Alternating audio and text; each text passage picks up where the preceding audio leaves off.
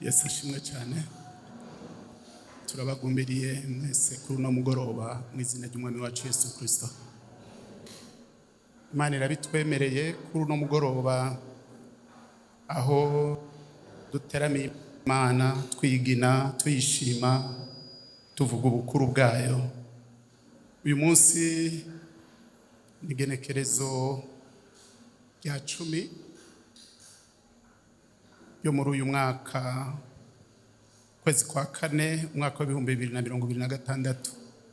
Twagize ibihe bidasanzwe inyuma y'umunsi wa nyuma twigishije hano ku cigwa cacu kivuga ku by'ubwiza bw'Abana b'Imana.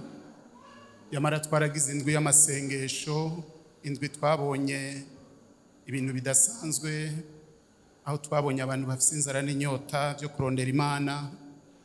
Twagize indwi yose turiko twibuka igikorwa cha Yesu Kristo yakoze, asize icubahiro ciwe akaza kuvukira gupfa, kandi ivyo vyabaye nkuko vyari vyarasezeranye kuva muri Edeni. Mu vyigwa twagiye turiga twari dufise ibintu bishika 4 twize. Uno munsi kikaba ari ca 4 tugomba kurangiriza ko, aho umunsi wa mbere igihe dutangura kino cigwa twize ibijanye n'ubwiza bw'Imana, kandi ubwo bwiza bw'Imana ikaba natwe yaraturemanye ubwiza budasanzwe, kandi bikayinezera kubona Imana itubonye mu kibanza cacu. Uhereye muri Edeni, ivy'Imana yari yaremeye Adamu twarabibonye ko atabimazemo umwanya munini, aho yavuyeho asutswe n'umurwanizi hanyuma akavanwaho yirukanywe. Ivyo twabonye ko vyatwandukiye natwe tukaba mu marushwa no mu magorwa atagira izina, abantu bakabaho bihebuye, abantu bakabaho baratewe n'ibitari kubatera, kugwara, gupfa, gukena. Ivyo vyose si ivy'umuntu yari yararemewe. Twarabibonye ku munsi wa mbere ko Imana ishaka uko ari yera, ariko natwe dushaka kuba abera. Yamara kandi iyo umuntu avuye mu mwanya wiwe mu kibanza Imana yamushizemwo, canke mu Imana yashaka kumubonamwo, ibimuherekeza n'amagorwa n'amarushwa. Kandi twarabonye ku munsi ugira 2 ivyawuranze byavuga ibijanye n'ukononekara kw'abantu mu bihe bitandukanye. Aha twarabonye ibintu bitari bike, kandi sije nigishije ibijenyene bwabo. Murabizi yuko Bibiliya yerekana igihe cyose umuntu ataye Imana, uhereye ku ihanga rya Isirayeli, igihe bataye Imana byasigura ngo ibi biherekeza ni ibihano by'Imana. Abisirayeli baratwawe mu mahanga atariyo bari bakwiye kuba, hejuru y'amakosa canke yo kuva mu kibanza Imana yagomba kubabonamwo. Aha twarabonye amagorwa rero yashikiye abantu mu bihe bitandukanye. Ubugarariji bw'abantu bwatuma bakura Imana ku mwanya wayo. Imana bakanka kwibatwara, bakanka kwibategeka, bakanka kwibarongora, kandi umuntu yanse kurongorwa n'Imana bisigurwa ngo agomba arongorwe n'iyindi Imana itaboneka. Kuko mu isi itaboneka hari Imana umuremyi w'isi n'ijuru, kandi mu isi itaboneka hariho Satani, hariho n'abadayimoni. Iyo wanse kurongorwa n'Imana urongorwa na kimwe muri ivyo bibiri. Utarongowe n'Imana urongorwa na Satani, kandi Satani ni sesa nkuyoze. Ivyo akwereka womengo havuryoherwa, womengo n'umunezero, womengo ubonye ibindi bintu bishasha, mugabo inyuma yaho hari umutego. Ni nka kurya kw'abahizi b'ifi bashira icambo kwigera, ifi ikazibona ico kurya, mugabo inyuma yo kugira ngo ifate ico kintu igomba kurya igasanga iroye mu magorwa yo kuva mu bwiza bwaho yariri mu mazi, igasangira imusozi, kandi ikuriweyo kuyirya. Ibi bijanye rero no kononekara kw'abantu mu bihe bitandukanye vyadushikanye ahantu tuvuga n'ukononekara kw'abizera, abantu basenga mu gihe cy'iherezo. Mu bisanzwe ishengero ni inkingi ishigikiye ukuri.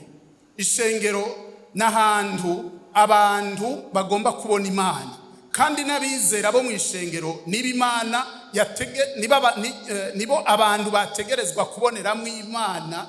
Abo bizera, umuntu abonye umuntu w'Imana adakekeranije akavuga ati Imana iri muri uyu muntu, avuga nk'umuntu yakijijwe, akora nk'umuntu yakijijwe. Ivy'ukuri ivyo nivyo vyari bikwiriye kuboneka mu ishengero.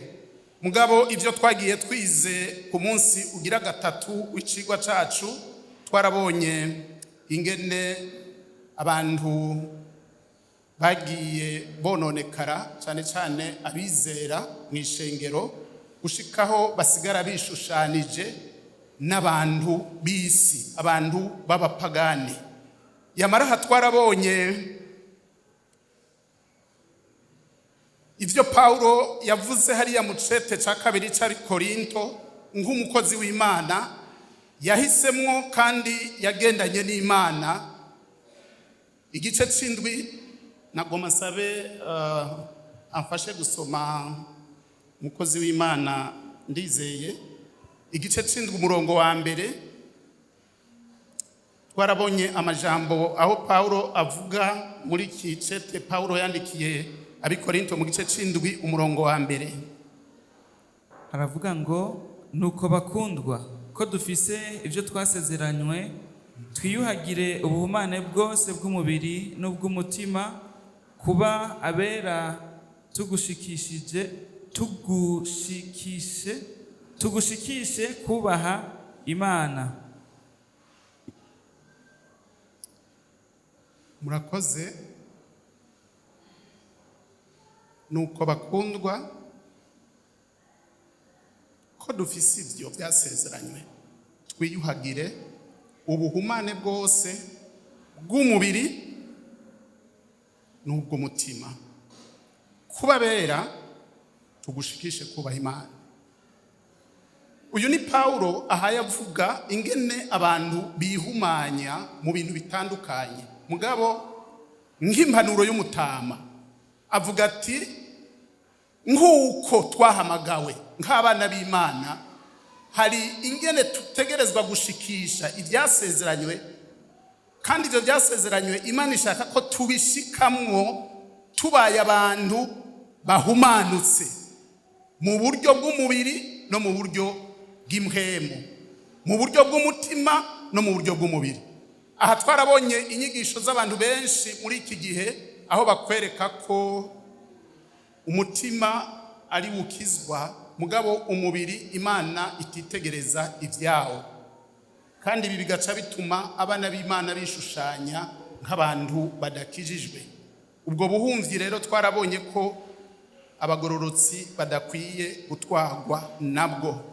Abigalatiya kabiri ku murongo wa 20 naho twarahasomye tutaratangura igisozera icigwa c'uno munsi, nariko ndavuga ivyo twari twize ubuherutse kubijanye n'ukononekara kw'abantu bizera muri iki gihe c'iherezo. Abigalatiya igice ca kabiri umurongo wa 20 n'umurongo umwe gusa, mugabo uvuga ibintu bikomeye. Abigalatiya igice ca kabiri umurongo wa 20 umwe gusa, dusome. Nabambanywe na Kristo, ariko ndiho, yamara si jewe nkiriho, ni Kristo ariho muri jewe. Ivyo nkora vyose nkiriho mu mubiri bikoreshwa no kwizera umwana w'Imana yankunze akanyigura. Urakoze. Nabambanywe na Kristo, ahagomba kuvuga ko uwe nk'umukozi w'Imana, nimba Kristo yarapfuye, nawe avuga mu buzima bwiwe ko yapfuye, kandi naho yapfuye ariho. Iri jambo ngo nabambanywe na Kristo ariko ndiho, yamara si jewe ndiho, ariko ni Kristo ariho muri jewe. Haraho bigora abantu b'Imana kugira ngo biyumvire ko bo batakihari, ko bapfuye bakabambanwa na Kristo. batakihari mu binezera bya buno buzima, batakirimwo, batakihari. Paulo avuga gutyo ngo ni Kristo ariho muri jewe, ibyo nkora byose nkiriho mu mubiri, ibyo nkora byose nkiriho mu mubiri, mbikoreshwa no kwizera umwana w'Imana yankuze akanyigura. Igihe cyose Paulo ariho yisigura canke yiharura nk'utahari. Mugabo muri iki gihe muraza kubona uravye ingene isi imeze, ukaca usanga abantu b'Imana bagomba kwishushanya nayo, bagomba gusa nayo, bagomba kuvuga uko ivuga, gushikaho abantu b'Imana bategwa isoni no gushinga intahe nk'uko uyu mukozi w'Imana ashinga intahe. Bagomba kwinezereza mu mubiri. Ibyo Paulo yavuga ati jewe kuri ivyo narapfuye, si jewe nkiriho, ni Kristo ariho muri jewe. Igihe umuntu yizera yo kwifata inyifato akiharura we ko atariho, ariko ari Kristo ariho muri we, ibyo akora byose atakintu yokora atibajije ati mbega ibi bigomba gufasha iki gikorwa c'Imana, bigomba kuvuga iki ku vy'ubwami.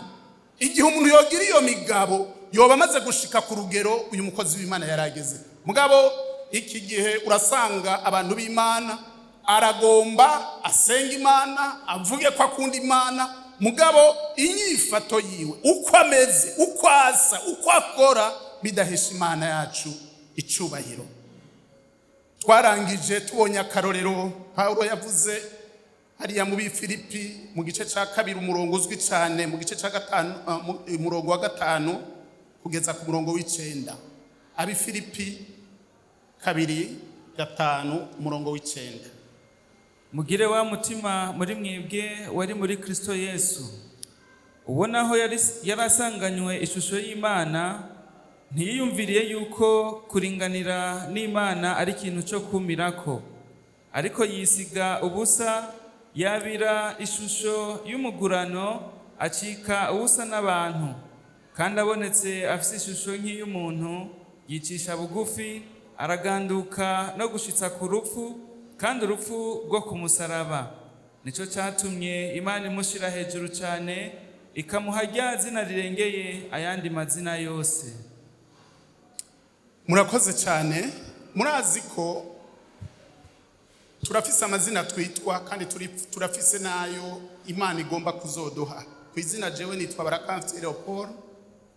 Yamarira izina hari ikindi gihe bariko bararimpamagara, numva umengo rirateye isoni, umengo mfitaniye ingorane n'abantu bose.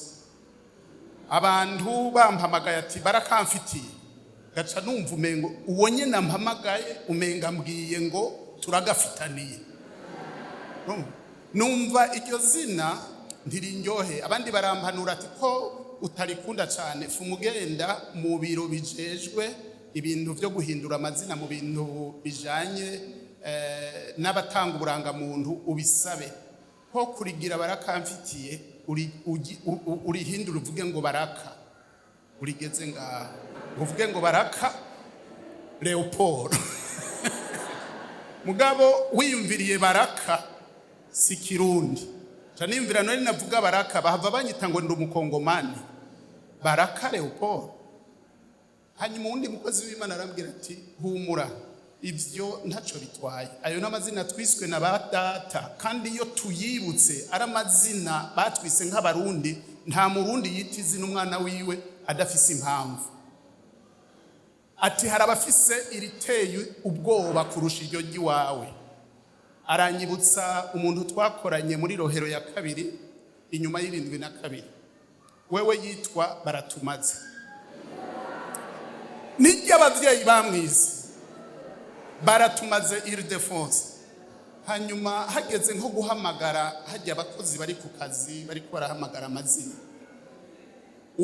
uri karahamagara amazina akabanza kweraguza uwo muntu bagomba bahamagare. Baratumaze naho ni mugwimo, abantu bariko baragiranira nabi muri kahise murabizi. Hanyuma bahamagaye umuntu ngo Baratumaze, ukazibona abantu bose bararavye ngo preza, abantu bakaraba kamara manza ko umugabo yitwa Baratumaze. amazina rero bambwiye uwo nagize humura, iryo rirasanzwe naho rikaze. Abavyeyi bari kwise barafise impamvu baragikwise. Arambwira terega amazina yacu twese dufise aha siyo tuzoba dufise mu gihugu cyo mwijuru, kuko mwijuru ntibazotwita amazina afatiye ku mibereho y'abavyeyi n'ikibano. Oya, umuntu azohabwa izina kandi uzorihabwa niwe nyene Imana izorimuronsa ritandukanye n'iryo witwa uno munsi. Yesu ashimwe. Vuga uti amen. Hari amazina tuzohabwa ajanye n'ivyiza Imana yadukoresheje munsi y'izuba. Vuze rero ati mu mwanya mutonyi bazori guhamagara nk'ikiringo tumara mu isi, uravyihanganira. Mugabe igihambaye n'izina dufise mu bwami bwo mu ijuru. Kwitwa umwana w'Imana birahagije. None Yesu uravye ingene yasize icubahiro c'ubumana akaza mu isi akavuka nk'abantu. Mbere mu ndwi iheze muribuka ingene twamuvuze ko twese abavuga butumwa baciye ngaha ingene yavukiye gupfa. Mugabe ijambo rya nyuma yavuze ati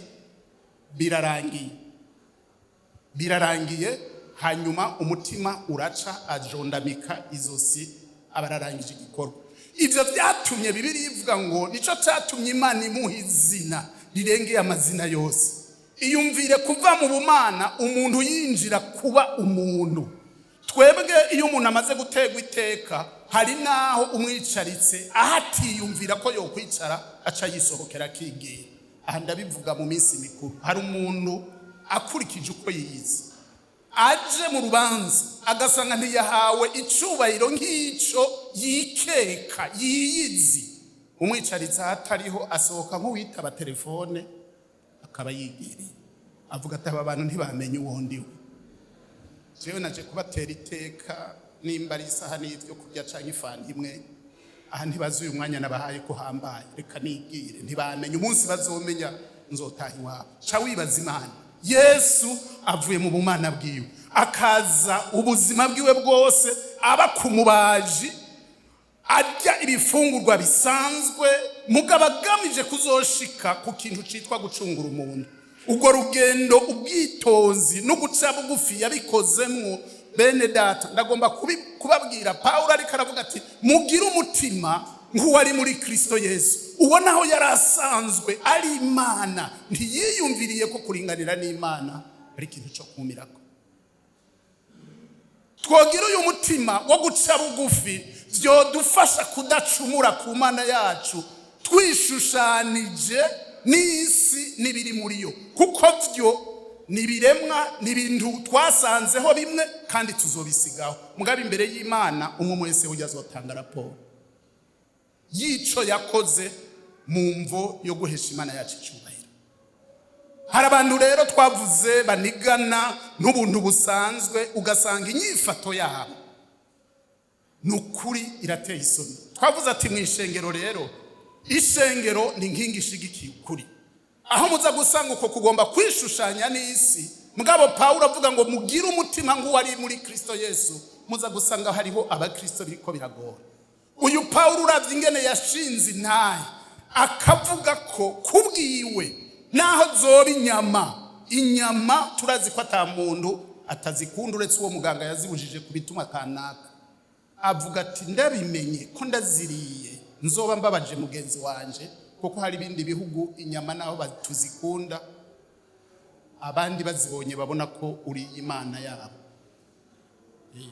Ugiye kuvuga ubutumwa rero ugasanga ugiye aho hantu byo kubera vyiza kuzovayo imyaka yose uzohamara utariye inyama mu mvo yo kugira ngo babwire ubutumwa bwiza. None uyu munsi abantu bariyicira umuhamagaro wabo, bakiyicira intahe zabo. Uri umuvuga butumwa mwiza, uri umusenzi mwiza, uri umuririmbyi mwiza, mugabo umwambaro wambaye abantu bakuravye bakagukekeranya. None uyu muntu n'umuntu w'Imana yakijijwe by'ukuri, kandi benshi baranabibabwira kakugira ati nta muntu w'Imana yambara gutyo. Ngo rega ngo none sinambaye, nguwo bitsitaza ngo aragenda gura inkweto kuri bata, agenda gura ibirato. Nimba watsitaye genda gura ibirato kuri bata, nimba ukarigwa n'amabuye urondere suprese wambare. Abo n'abantu b'Imana. Ivyo bintu birababaje. Mugabo umutima wa mwene data wakubwiye gutyo, wewe ukibwira ivyo, bivuga ngo warihamagaye ndi wahamagawe n'Imana. Imana yaraguhamagaye. Umuntu akubwiye atako kantu si keza, ntigaserukira Imana uvugira, wari ukwiye kukareka. Twaravuze imyambaro igezweho, aho abantu bambara impuzu zimwe abantu bararana, ugasanga nizo abantu bagendana mw'ibarabara. Mwino minsi yo hariho kura yahabaye, abamama n'abigeme barambara amapantaro. Jewe simvuga ngo ni vyiza kuko ntiwari umwambaro wabo. Ubu rero hari ivyo mubona mw'ibarabara, aho usanga ubu bose bijukiye amabutura. Amabutura rero nayagezweho, kandi yaba yari amabutura bari kuri siporo hariya ko mu ndwi heza bakurikiye radio bari bahamagariye abigeme bagomba kwiga gusifura, no kuvuga abarubitre mu mipira. Je ntanzi uri wajyambaye uri kuri football, novuga nti uri mu rukino, kuko ni waheza uraza kwambara impuzu zawe nk'umumama canke nk'umwigeme. Mugabo abantu bose duhura mw'ibarabara bambaye amabutura b'abagore n'abakobwa, bari muri sport, bari muri football, bari gukina umupira, bari muri sport. Bene data, ibi bintu birateye ubwoba. Mugabo ivyo byose nukononekara kw'abantu. Twavuze tuti mutwumve neza, ntitugomba kubuza abantu imyambaro ijanye n'akazi umuntu ari karakora. Hari umwambaro umuntu awambaye ibona ati uyu n'umwambaro w'akazi kandi ukabona ko bibereye. Twaravuze iby'abaganga, turavuga abapolisi, turavuga abagira amasiporo, turavuga no muri ico kintu naco ugomba gukora, kuko iye gukora ikintu muhuye n'umuntu adahava kugira kwa makenga. Kandi uvuye muri siporo, ubuzima bwawe bwose si siporo, subira mu buzima busanzwe bushingira intahe nk'umukozi w'Imana. Ibi twarabihanuye ubuherutse. Uno munsi nari niyumviriye ngo n'umunsi wa nyuma tugomba kugira gute gusozera icigwa cacu, tuvuze kubijanye n'ibihano, ibihano bizokurikira abantu banse kwizera, abagarariji. Kandi mu ntega amatwi aha ngomba dusome ijambo ry'Imana, mwumve ko abanyitangiye n'abandi bavuga butumwa bose hari ibyiza ku bantu bazosozera bariko barakorera Imana uko Imana ishaka. Munyumve neza, abantu bakorera Imana uko Imana igomba hari impera kuri bo. Mugabo abantu biyita abakozi b'Imana atari bo, abo Pawulo avuga ngo ni intumwa za Satani. Hari igihano rero kuri bo. Kandi Bibiliya nagomba ngo dusome amajambo tunyarutsa, duhere mu cete ca mbere Pawulo yandikiye, ari mu cete ca kabiri. Pawulo avuga mu cete ca kabiri ca Korinto mu gice ca 6 umurongo wa 14 tugeze ku murongo wa 18. Icete ca kabiri Pawulo yandikiye ari Korinto,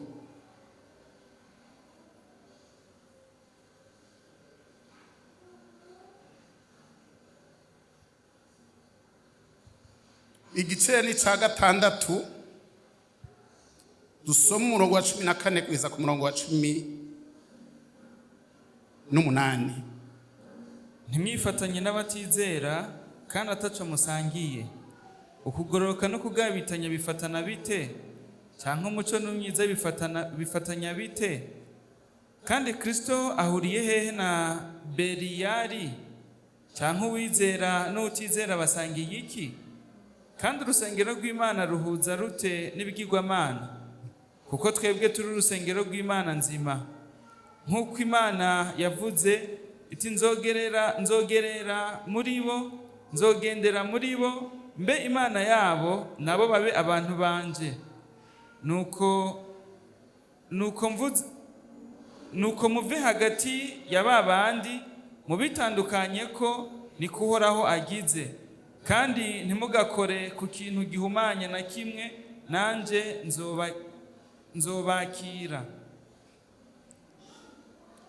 Murakoze cyane. Mwageje ku 18. 18 aravuga ngo kandi nzobabera so, namwe muzombera abahungu n'abakobwa, niko uhoraho ashobora byose agize. Tuvuge tuti amen. Paulo avuga ngo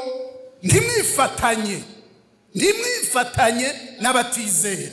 Iri ni banga ridasanzwe aho umuntu avuga ati jewe narakijijwe. Abadakijijwe kwifatanya nabo, kubana nabo, tuba muri bo, abandi n'abavyeyi bacu, abandi ni bene wacu, mugabo hari kwifatanya n'umuntu atizera. Iyo wifatanije n'umuntu atizera bisigura ngo ntuzi uwuriwe n'uwariwe.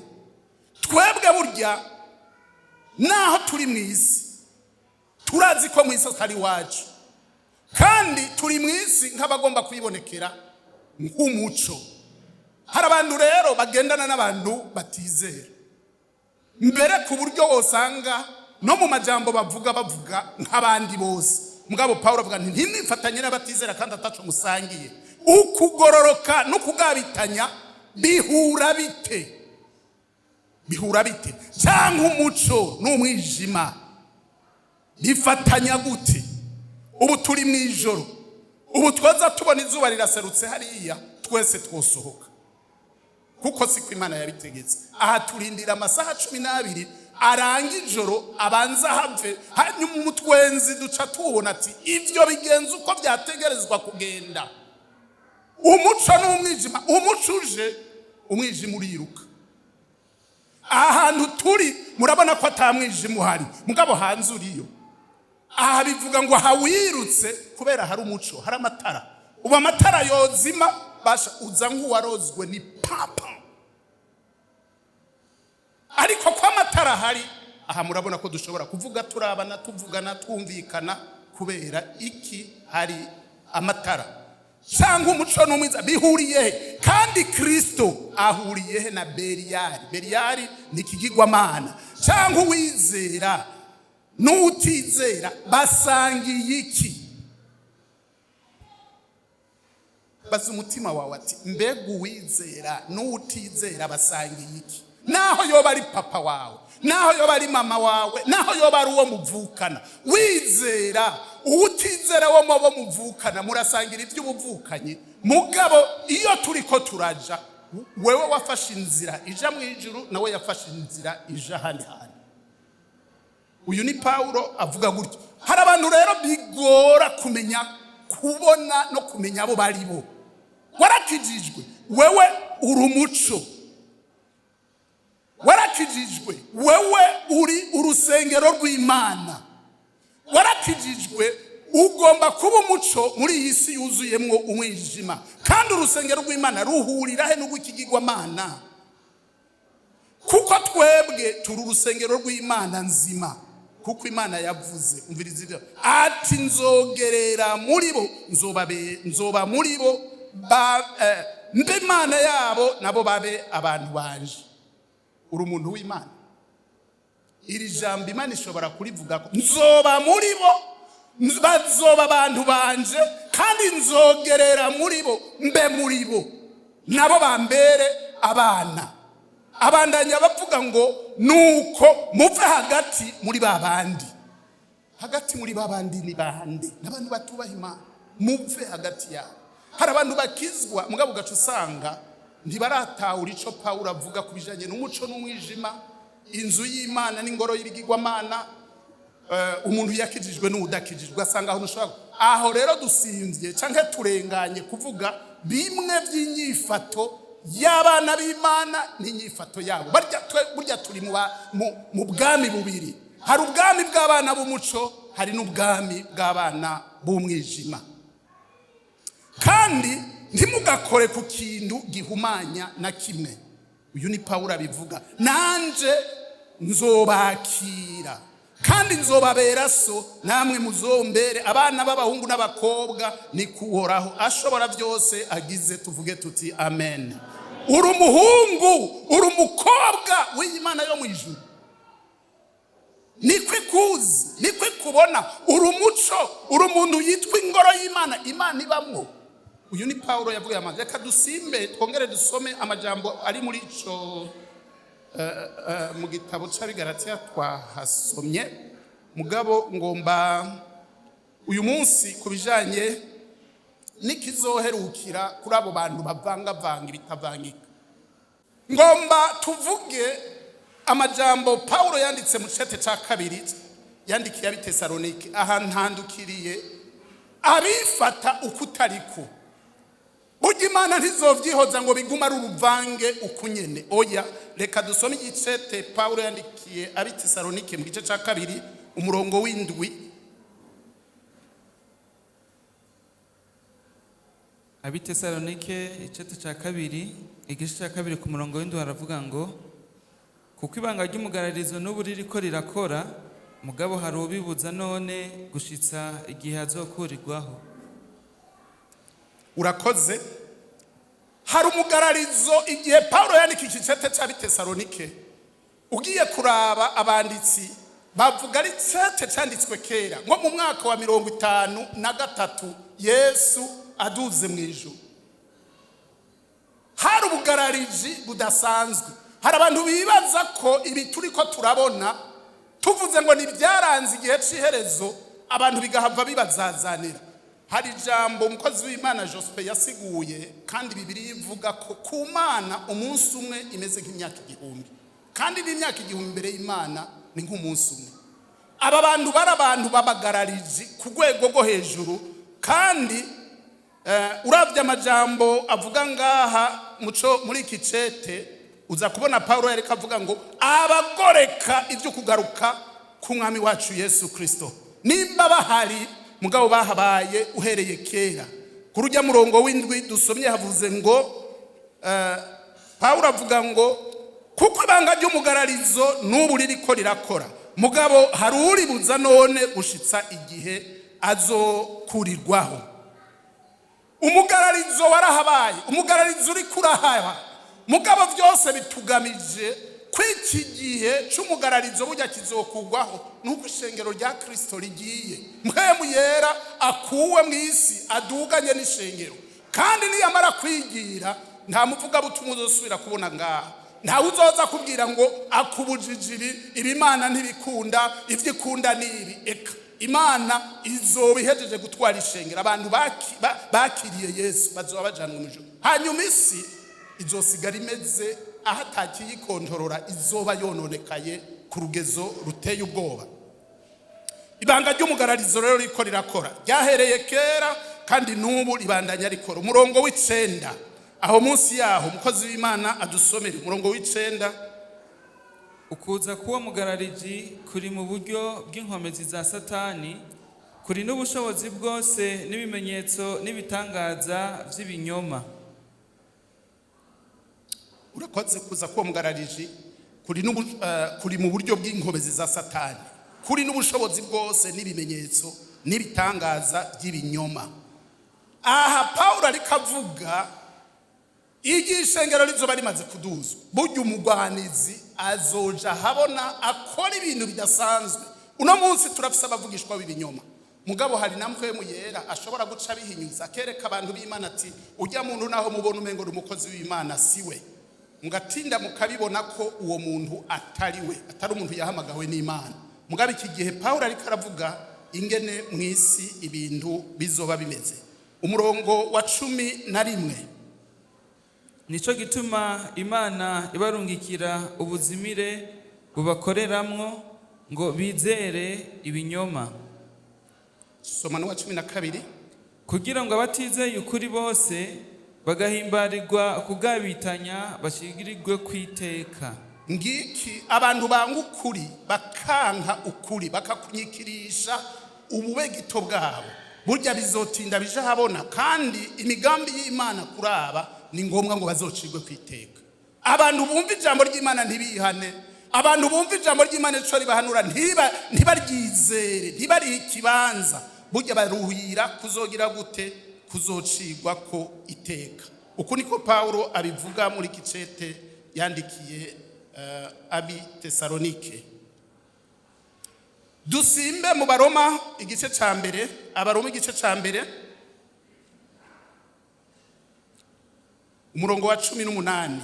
Abaroma mu gice ca mbere umurongo wa 18. Uburake bw'Imana bwarahishuwe buvuye mu ijuru ubwo irakira ukutayubaha kw'abantu kose no kugabitanya banyikirisha ukuri ukugabitanya kwabo.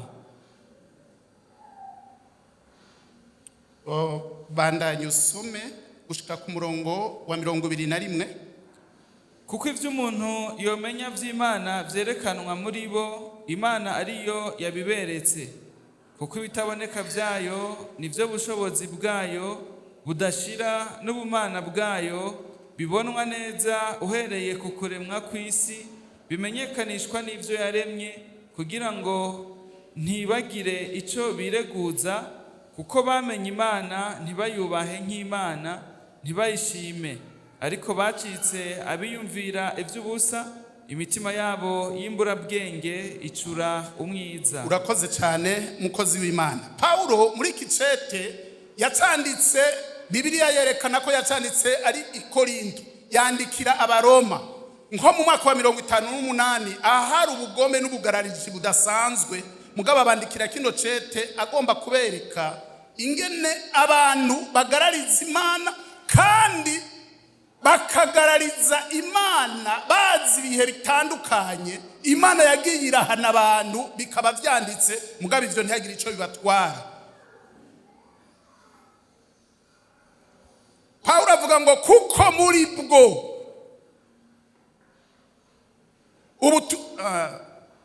umurongo wa 18, uburake bw'Imana bwarahishuriwe buvuye mu ijuru, ubwirakira ukutubaha Imana kose no kugabitanya kose.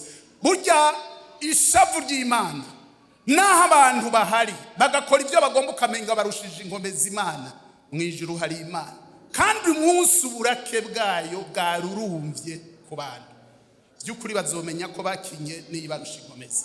Kandi Paulo avuga ngo ubwo burake bw'Imana bwagiye buraboneka mu bihe bitandukanye twize mu ijambo ry'Imana, kandi n'ubu nta cijana. Niba buri umugororotse ugakora ibigororotse nta cijana, kuko hari impera ku bantu bagororokeye Imana.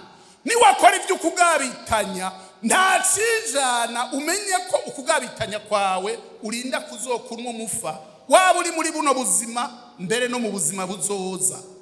Umukozi w'Imana avuga ngo kuko ibyo umuntu yomenya vy'Imana vyerekanwa muri bo, Imana ariyo yabiberetse. Umuntu araronka ivyo aronse akabicari, mugabo ataca umuntu yokwigira atari ico Imana yamugize. Burya ivyo dufise byose ni ivy'Imana. Imana niyo yaguhaye, Imana niyo yaguhaye ishusho ufise, ntaci wawe rero ufise wewe wokwirata. Murazi ko hariho abantu bakengera abandi afatiye ukuntu isi muhenze, Satani n'abadayimoni bakamuhenda ngo burya wewe uri gitangaza, burya ntusa n'abandi, naho bwo ubwiza bwo kurukoba murahumura si bya bindi. Iyo ni pinito botse ntihagire uhava guhumura abantu ngo bavuge ngo byatanguye. Oya, nta byatanguye, Yesu ari ngaha mutekana. Icuri, haleluya, icuri ni Imana yakugize ukusa, naho umuntu agomba kugutyoza. Murazi ko ari abantu bihereza uburenganzira batagira. Iyo umuntu agomba kugutyoza akavuga ngo raba ingene gisa, kandi ivyo rimwe na rimwe hari abagabo babibwira abagore, n'abagore bakabibwira abagabo, abana bakabibwirana ngo raba ingene gisa. Mugabo ico nyene uvuga ngo raba ingene gisa, uwo guha umwanya wogifyatu. Ico nyene uvuga ngo raba ingene gisa, uwo guha umwanya wogikora. Urya ico turi ni ico Imana yashatse ko tuba, kandi ko yashatse ko tuba ico turi, reka dukomereye Imana amaji.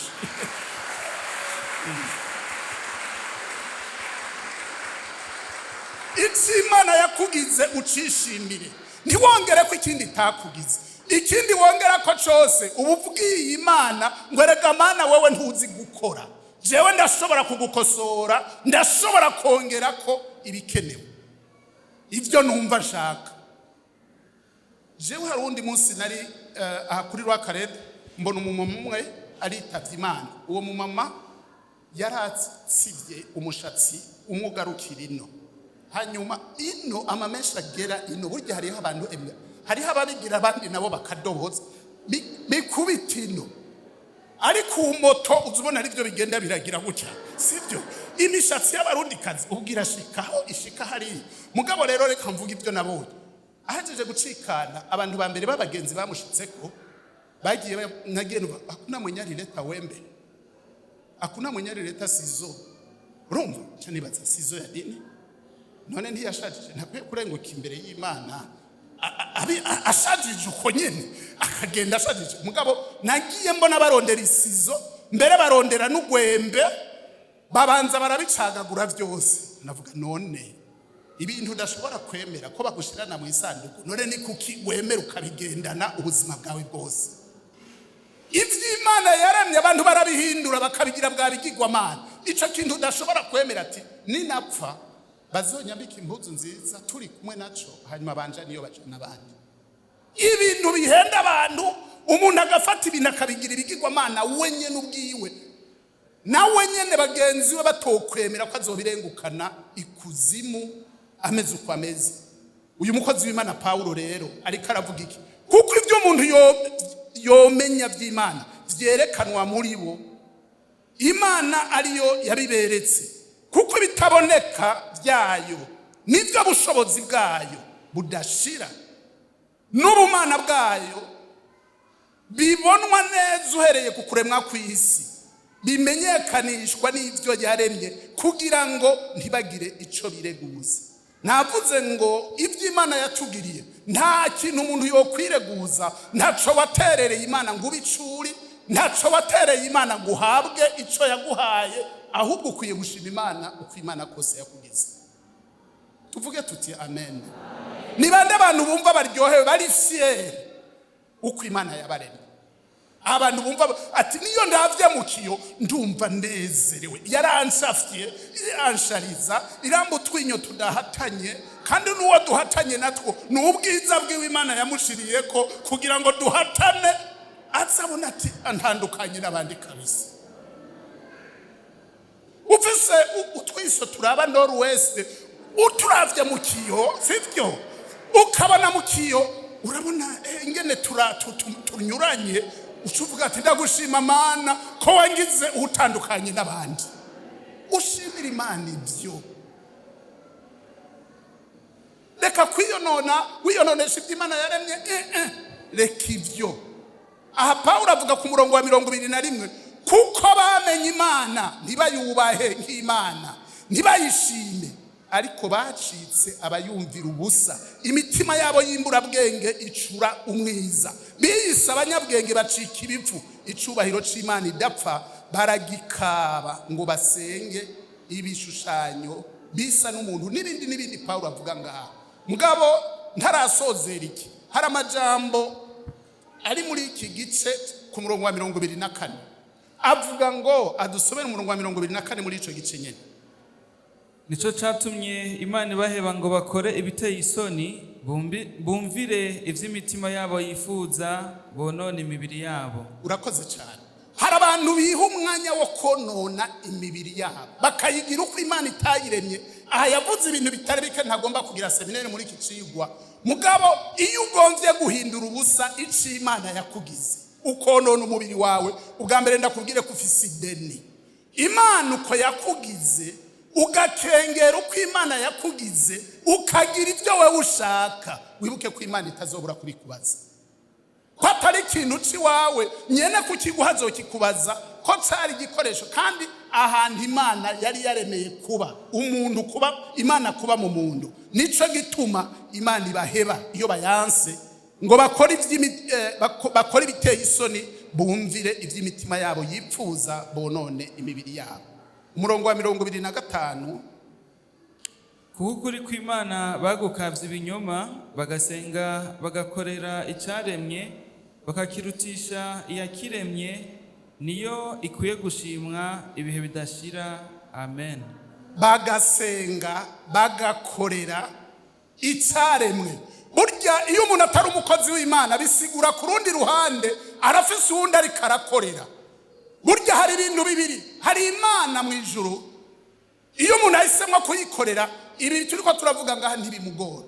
Mugabo iyo uhisemwo gukorera icaremwe n'igiki, niyo umuntu yigize umukozi wa Satani ugasanga umuntu ashingira naye Satani, bivuga ngo uhaye ukorera icaremwe, ko satani ni kiremwa, mugabo twebwe dukorera umuremyi. Imana ihimbazwe ku bantu bahamagawe, ivy'Imana bitabagora, ivy'Imana ibasaba bitabagora, kuko ntaci gukorera utoshobora. Ivyo utari gushobora Kristo yarabikoze ku musaraba. Ivyo utari gushobora kwari ukubambwa uzira ivyaha vyawe, ivyo kutari kubishobora Yesu yarabigukoreye. Ibindi bisabwa byose bivuga ngo ni ikintu gitonyi gose wewe ubwawe woshobora. Murongo wa 28. Kandi nk'uko banse kumenya Imana mu mitima yabo, niko Imana yabahevye ngo bagire imitima y'akahebwe, bakore ibitabereye. Iyo umuntu yanse ubutumwa bwiza, umviriza, iyo umuntu yanse ubutumwa bwiza akanka kwihana, akagondama ikizozi, hari ingene abadayimoni Imana ibareka bakagukoresha gushikaho atakuntu bugisubira inyuma. Undi munsi turiko twigishwa n'umutama yitwa Johnson, yakunda gutanga uturorero. Hano abantu b'abashoferi twoba turi kumwe bagire buke, abantu b'abashoferi bazi gutwaza imiduga, ndabona abatari bake. Umuduga burya ngo abantu batwara amakamyo, ujanye nkahajya ku Gasamanzuki canke hajya kwa Ezekiel, ugacika ifire uri hariya hejuru ku gasozi, mago namubonye aduza ikiganza. Burya hariho ubuhinga bw'ingene woyimanukana iyo modokari ukayishikana aha ku matafari.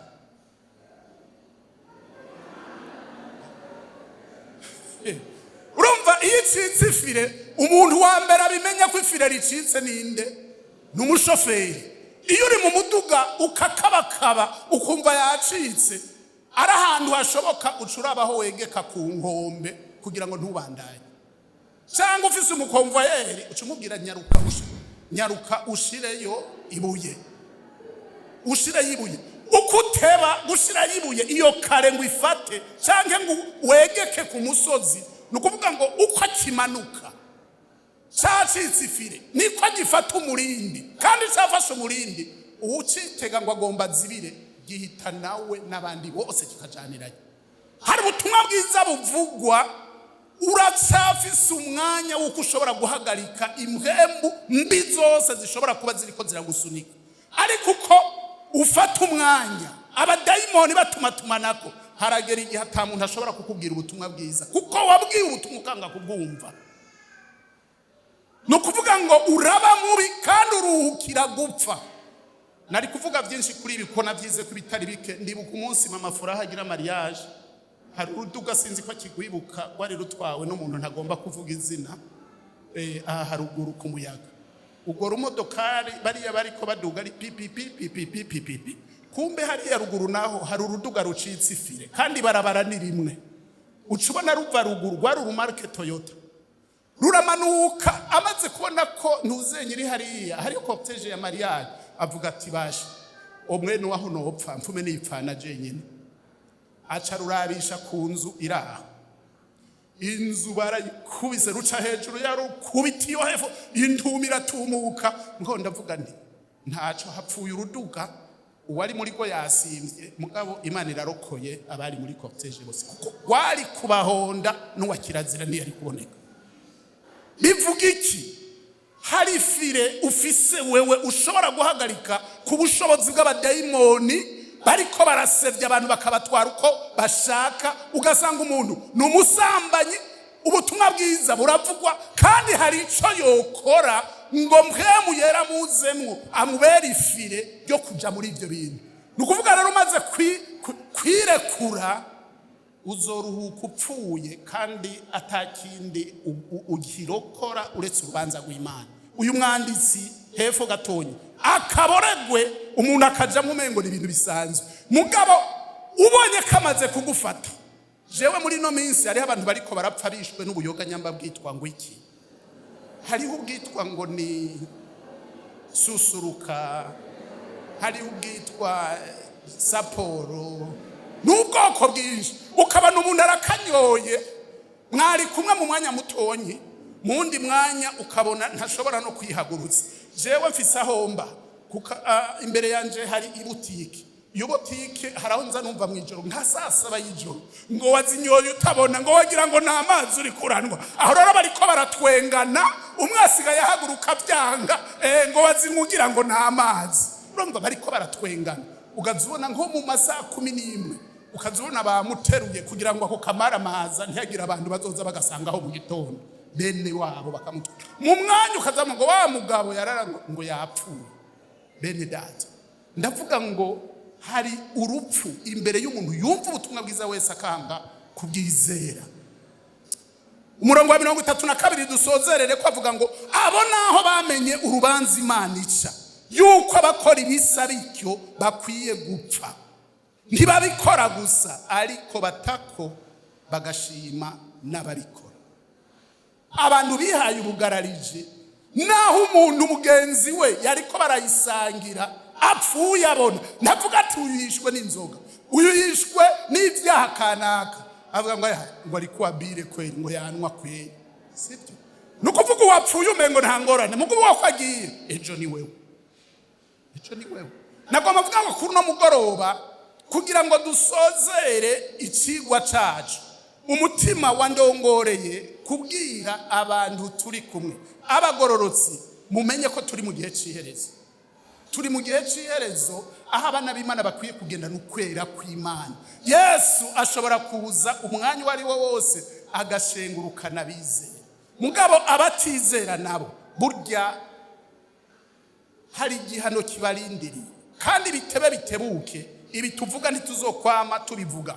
Mu vyahishuriwe Yohana 22 umurongo wa 10 kugeza ku murongo wa 15 asomanya amajambo duca dusozera dusenga Imana. Kandi arambarira ati ntumatanishe ishashara n'ikimenyetso amajambo avugishijwe n'Imana yo muri iki gitabo, kuko igihe kiri hafi. Ugabitanye nashishikara gabitanye, uwanduye mu mutima nashishikare yandure, ugororotse nashishikare agororoke, uwera nashishikare yezwe. Ndaza vuba nzanye ingero kugira ngo ngerere umuntu wese ibikwiranye n'ivyo yakoze. Urakoze cyane. Ndaza vuba nzanye ingero kugira ngo ngerere umuntu wese ubikwiranye n'iki n'ivyo yakoze. Bana b'Imana, icigwa cacu kivuga ngo ukwera kw'abana b'Imana. Imana ni yera, irashaka ko tubabera mu ngeso zacu, mu byo tuvuga no mu byo dukora. Bitabaye gutyo uyu yirahiye bitebe bitebuke araza vuba azanye ingero ku bagororotsi. Nukuvuga ngo abagororoka bashishikare bagororoke, kandi abagabitanya nabo ndavuze ngo courage, mvuze ntijako mugabe ico ntakekeranya. Umenye ko watomboje, mvuge ngo nabo ukabaho kandi ukitwa umuntu. Hari ico udahunga, gupfa ntubihunga. Gupfa nta hantu umbwira ngo jewe ivyo ntibindaba, kandi ko gupfa udashobora kubihakana. Ntuhakane n'urubanza. Paulo yabwiye ab'Itesalonike ati ibyo ari byo byose hari ikintu kigomba kuba, ni urubanza ruzoba ku bagororotsi. Barafise urwabo rubanza atari rumwe rw'icyaha, hari urubanza rw'ibikorwa bakoze n'ingene bagendanye n'Imana. Mugabo ku bapagani bobo araje vuba aje kugira ngo agerere ingero umuntu wese ibikwiranye n'ivyo yakoze. Uri kurakora iki ngishengero rya Kristo? Uri kurakora iki? Warizeye Yesu neza cyane, uri kurakora ibikorwa bihesha Imana icubahiro. Ico ni gikorwa, ni devoir, ni gikorwa utegerezwa kwimvira ku munsi ku munsi. Ndiko ndakora ibintu bihesha Imana icubahiro. Imana yampamagaye ngo mbe umuco, nico ndi. Ivyo birakuraba ku munsi ku munsi. Uri ngaho ukaba utarizera umwami Yesu Kristo. Jewe mvuga ndi waranze. Twagize indwi nziza y'amasengesho imbere yaho twariko twiga, none turasozereye icigwa cacu. Kubwanje nagomba mvuge ngo kw'Imana yakuremye ari yera. Reka nabo ubuwera mu ngeso zawe, mu vyo uvuga no mu vyo ukora. Abaririmbyi mushike ngaho tugomba gusenga Imana mu majambo makenyi, hanyuma duheze twitahira. Imana iragomba ko tubabera. Yaduhamagaye ngo tubabera kuko na yari yera. Hari ivyononye, hari ivy'ubuzima bwakunaniye muri ibi by'urugendo rw'agakiza. Hari ingeso yakunaniye, nagomba ngo tuve ngaha dusengeraniye. Imana irashaka ko tuba umuco kuko nayo ari umuco. Utarakizwa jewe mvuga ni kuba waje ngaha ni vyiza, mugabo Bibiliya mu butumwa bwiza bwa Matayo mu gice ca 12 umurongo wa 33 Yesu ariko aravuga bariko barashira ibikorwa bya mpwemu yera bakabishira kuri Satani. Yavuze ngo amajambo umuntu avuga cyangwa amajambo umuntu yumvise niyo azotuma atsinda canke atsindwa n'urubanza.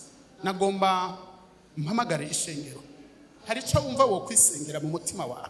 Ubwa mbere woba hari uwo turi kumwe atarihana, ahaguruke yakire Yesu nk'umwami n'umukiza, amufumbatire. Ivyo bikunanira arabishoboza abo binanira. Twese twari uko, hanyuma Imana iraduhindura turabivyaremwe bishaje. Umuntu yiyumva gutyo ahaguruke dufatanye mu masengesho.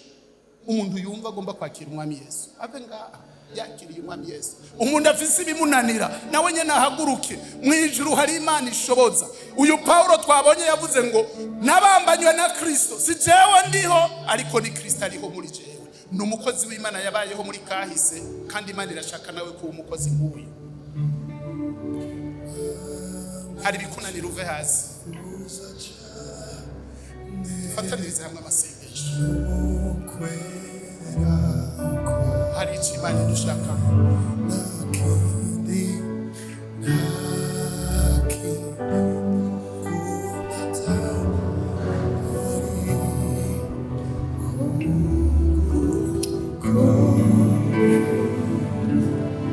Fatanya n'uyu muririmbyi atakira.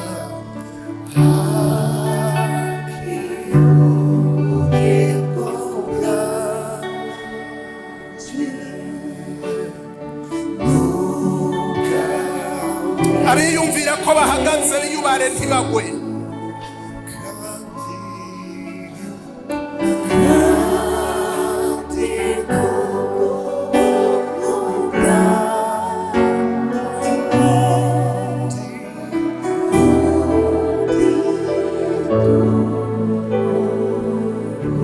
Fatumanye utangure gusengera ubugingo bwawe. Hari ico Imana yaturemeye, ntiyaturemeye kwandura, ariko yaduhamagaye ngo tube umuco hagati y'umwijima. Ibikunanira hari Imana ibishoboza kugira ngo ubineshe. Ntitwahamagariwe kuneshwa, ariko twahamagariye kugenda n'intsinzi. Sengera ubugingo bwawe, tugomba gusenga Imana.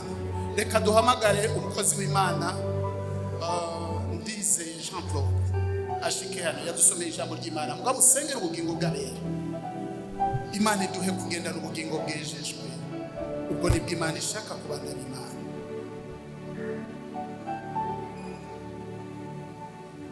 Mana icubahiro nyene ububasha bwose, tugukengurukire urukundo rwawe, tugushimire imbabazi zawe, tugushimire ko twebwe abanyantege nke watwiyumviriye ko ukadutegurira ikigwa nk'iki ukoresheje umukozi wawe. Turagushimira ku byo twashoboye kumva umukoresheje.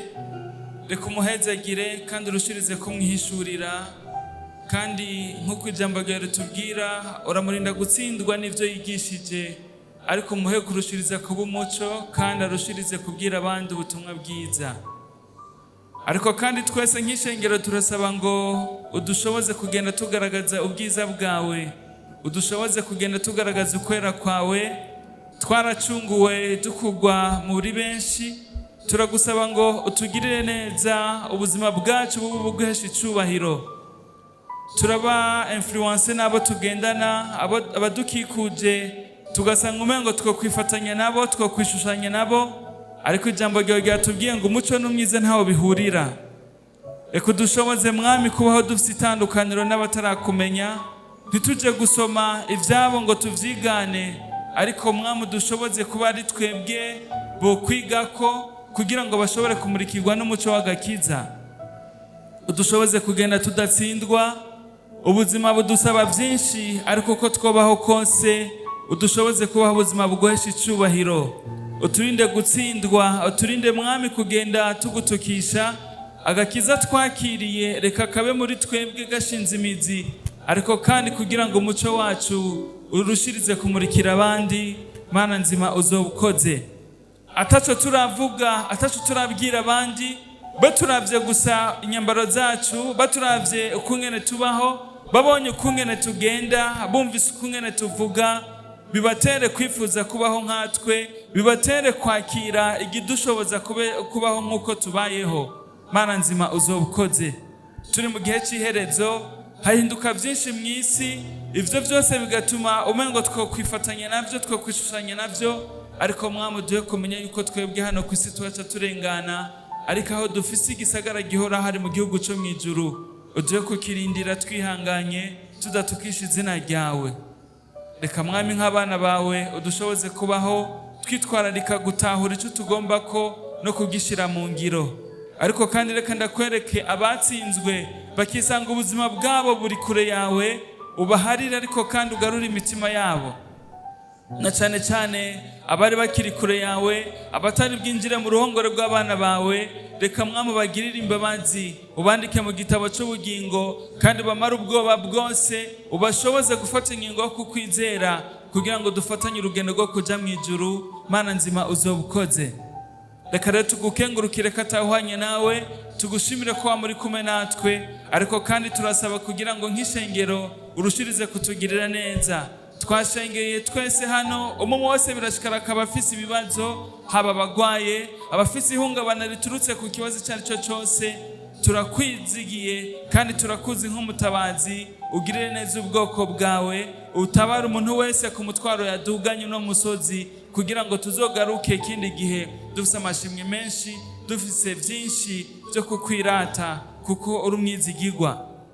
Girira neza ishengero muri rusangi, ugirire neza ababuze ababo baremeshe, abagwaye bari mu bitaro bakore ko cyo kimwe n'abagwaye turi kumwe n'abagore mu mihana yabo, abo bose ubwiza bwawe bamurikire, ikiganza cyawe gikiza gishobore gukora kuri umwe wese. Mana nzima uzobukoze. Reka tugusabe kandi kugira ngo ino weekend zobane natwe, aho no ku munsi waje dufise ibikorwa, udushire mu ishaka ryo kugukorera, udushire mu ishaka ryo gukoresha amaboko yacu n'ivyo waduhaye byose, kugira ngo dushobore kwagura ubwami bwawe. Bandanye ugirira neza igihugu cyacu, turagushimira kubw'ikirere waduhaye, ariko turakwinginze kugira ngo dusubize imvura, kuko turacyari mu gihe cy'indimo. Turakwinginze Mwami Mana kugira ngo imbuto zatewe zoye guhungabanira mu ndimo, ariko tugirire neza, duhereze ivyimburwa bigwiriye, kugira ngo ubuzima bw'igihugu burushirize kugenda neza. Nibikimeze nk'intambamyi mu gihugu, turakwizigiye nk'umutabazi, urushirize kubitunganya byose. Reka tugukengurukire tugukomera amashi, kuko uri umwizigirwa kandi witegure kutubera umutabazi muri byose, mu izina rya Yesu Kristo. Amen.